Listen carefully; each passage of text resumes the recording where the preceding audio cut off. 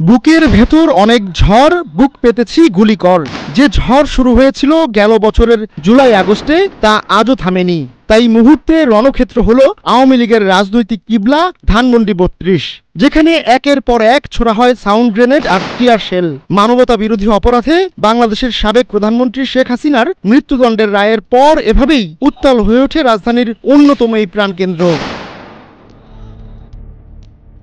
আদালতে শেখ হাসিনার মৃত্যুদণ্ডের সাজা দিলেও বুকের আগুন যেন নিভছিল না ছাত্র জনতার। তাই দুটি এক্সকাভেটর নিয়ে ধানমন্ডি ৩২-এর দিকে রওনা দেয় তারা। কিন্তু তাদের পথে দেয়াল হয়ে দাঁড়ায় পুলিশ, র্যাব, বিজিবি, সেনাবাহিনী। এতে অল্প সময়ের মধ্যেই রণক্ষেত্র হয়ে ওঠে পুরো এলাকা। সেখানে চলে দফায় দফায় সংঘর্ষ। বিক্ষোভকারীরা এক পায়ে গোলে দুই পায়ে বয়ে আইন শৃঙ্খলা বাহিনী।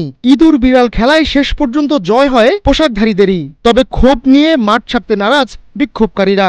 ইট পাটকেল ছুড়ে নিজেদের অস্তিত্ব জানান দিতে থাকে তারা। তাদের দাবি সম্পূর্ণ শান্তিপূর্ণ আন্দোলন করছিলেন।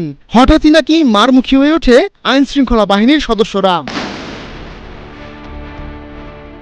সাউন্ড গ্রেনেড, টিয়ার শেলের গন্ধে আকাশ যখন ভারী, তখন বিক্ষুব্ধ ছাত্র জনতাও নিজেদের দাবি আদায় অনড়। আওয়ামী লীগের রাজনৈতিক কিবলাকে মাটির সঙ্গে না মিশিয়ে ঘরে ফিরতে চান না তারা। তবে রয়েছে ভিন্ন মত। কেউ কেউ চাইছেন সংঘাতের আগুন যেন আর না বাড়ে। দাবি আদায়ের নামে কেউ বিশৃঙ্খলা করুক, সেটাও চান না তারা। ইট পাটকেল কখন মারছে? যখন আমাদেরকে টিয়ার শেল নিক্ষেপ করতে লাঠিচার্জ করছে। এর আগে তো আমরা মারি নাই। আমরা শান্তিপূর্ণ অবস্থান করছি এই জায়গার মধ্যে। আমরা তো তাদেরকে আক্রমণ করি নাই। আপনারা জানেন কুখ্যাত খুনের মাফিয়া শেখ হাসিনার আজকে মামলার রায়। শুধু আমরা এখানে ধানমন্ডি ৩২ না, সমগ্র বাংলাদেশের মানুষ প্রত্যেকটা জায়গায় অবস্থান করছে। তাহলে ধানমন্ডি ৩২ নিয়ে পুলিশ কেন আজকে আমাদের সাথে এরকম আচরণ করতেছে কেন? আসলে কি আমরা এই জায়গা যেভাবে দেখতেছি আর যে কোন দিকে করতেছে আমরা বুঝতে পারতেছি না। আসলে গ্যাঞ্জাম পেশাদ এটা তো মানুষের ভালো দিকে আসে না। যত নীরবে যত ঠান্ডা মতন থাকা যায় সেইভাবে আমরা থাকতে চাচ্ছি।